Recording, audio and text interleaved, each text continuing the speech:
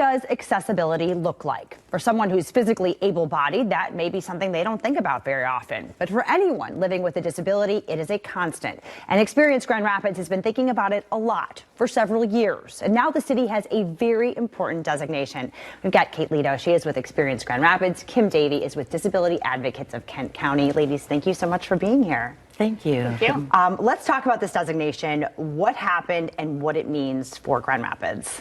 Yes, so Experience Grand Rapids, where I work, has been partnering with disability advocates and a global leader in accessible tourism called Wheel the World.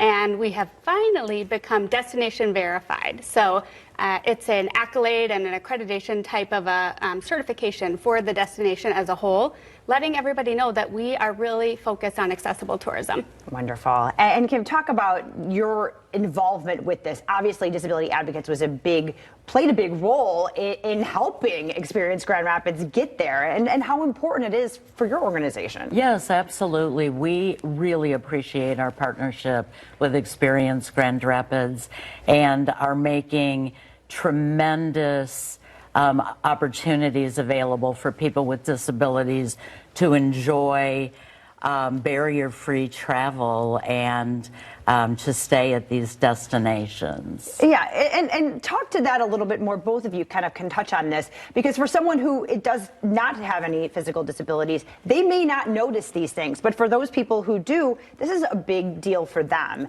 It is a big deal. Yeah. Yes.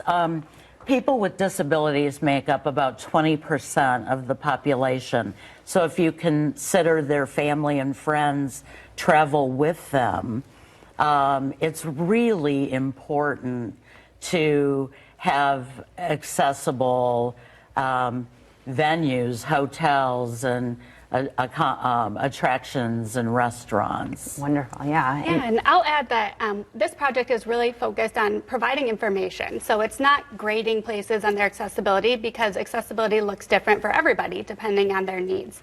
So it's really giving the information, publishing it so that they know what to expect. They can read it in advance and figure out if that place works for them or not before they get there and have a situation that won't work for them. Yeah, because accessibility is different for every single person. I mean, let's talk about some of the things that fall under these categories to help get this designation. Yeah, I think oftentimes people think of wheelchairs when they're thinking accessibility, and that is, of course, a big part of it. But this project really focuses on 4 different areas, sensory being one of them, mobility, auditory, hearing loss, low hearing, and then low vision and visual as well. Okay, wonderful. And talk about the process of bringing all of these organizations, these businesses, the community together to make this happen.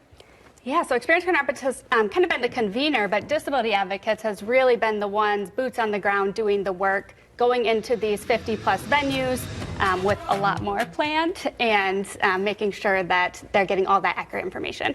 Yeah. And obviously this is a benefit for visitors, and that's a key part in this designation, because it may be something that people look out for, but it's also obviously going to benefit the people who live here. Absolutely. Yeah. It's really important that people have a sense of battling uncertainty. So uncertainty will keep people from going to places if they don't know what they're going to find there. Sure. And so that makes a big difference. Absolutely. It's having the access to that information before you head out. Absolutely. Yeah. And talk about what's next, because this is not something that ends once you get this designation. You got to keep working. So what happens next? Yeah, so now as Experience Grand Rapids, we are the tourism entity. So we are really starting to invite accessible travelers to the area. We have a new campaign, a new video, which I see playing partially, and getting people to the area to experience this and use this information that we've worked so hard to collect. I love that, because talk about the video, because you guys used some influencers, right? We did. We brought in 2 influencers, Erica and Stephanie. They're wonderful. They're friends that don't live in the same area, so they used Grand Rapids as their girlfriend meetup trip, and we just took a camera along with them. I love that so much. All right, perfect. Is there anything else that you want the public to know about this designation and why it's so important for Grand Rapids?